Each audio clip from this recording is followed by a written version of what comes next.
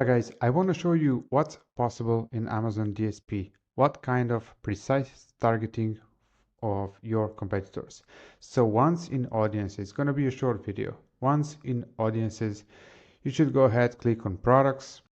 And once you're on the next screen where you have the ability to choose the products to create a specific rule. Now these products can be your product, but guess what? It can be your competitor ASINs. So that's very powerful. So select your Amazon Marketplace. As you can see, there are a bunch of them. Let's stay with Germany. So let's say this is the competitor that I hate the most. So I want to add their number one ASIN here.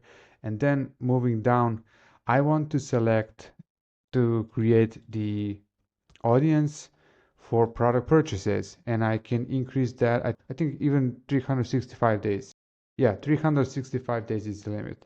And you put something descriptive here, right? Like crappy competitor sales.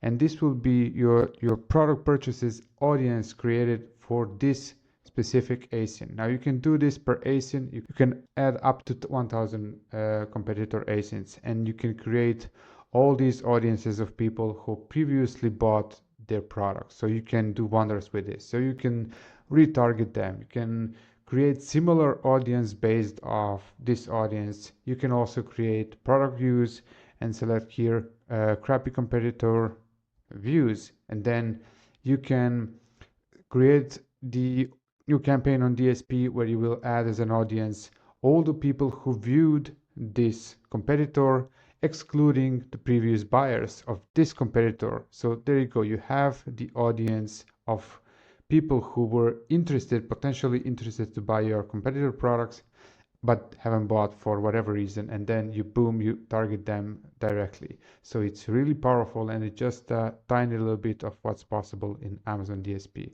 Stay tuned for more videos to come. See you tomorrow. Bye bye.